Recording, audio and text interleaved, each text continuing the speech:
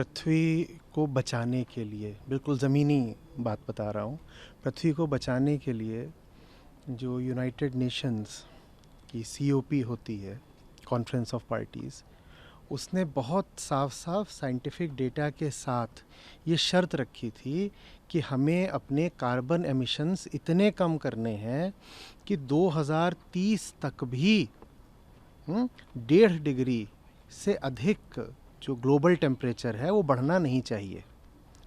2025 आ गया है और हम जो 1.5 डिग्री का थ्रेशोल्ड था, जो 1.5 डिग्री की सीमा रखी गई थी, हम उसको 2025 में ही लांघ चुके हैं। और ये आने वाले बहुत बहुत बड़े विनाश का संकेत है।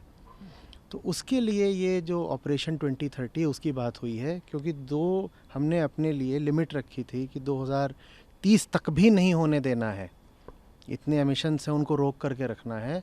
वो तो हमने टेम्परेचर की सीमा 2025 में ही लांघ दी है।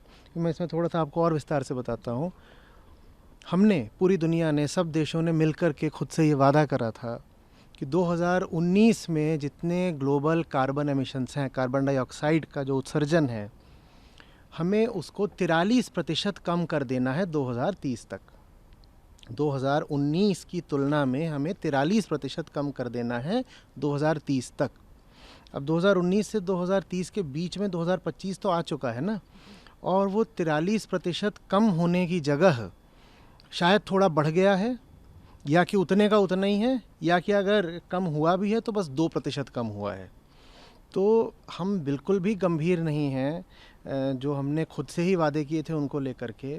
और 1.5 डिग्री तापमान की जो हमने ये सीमा रखी थी, ये हमने यूं ही नहीं रख दी थी। ये 1.5 डिग्री कोई रैंडम नंबर नहीं है।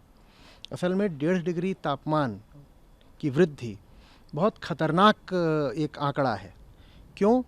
क्योंकि जो पृथ्वी का औसत तापमान है, जब वो सामान्य से 1.5 डिग्री से ज़्यादा ऊपर बढ़ जाता है तो बहुत खतरनाक किस्म के फीडबैक साइकिल्स सक्रिय हो जाते हैं। फीडबैक साइकिल से मतलब ये होता है कि अब आप और ज़्यादा एक्स्ट्रा कार्बन डाइऑक्साइड उत्सर्जित एमिट नहीं भी करोगे तो भी अब ऐसे चक्र चल पड़े हैं, ऐसे साइकिल चल पड़े हैं जो खुद ही अब कार्बन डाइऑक्साइड को वातावरण में बढ़ाते रहेंगे, और उन चक्रों को, साइकिल्स को अब इंसान रोक नहीं सकता। वो सेल्फ सस्टेनिंग है, सेल्फ रीइंफोर्सिंग है।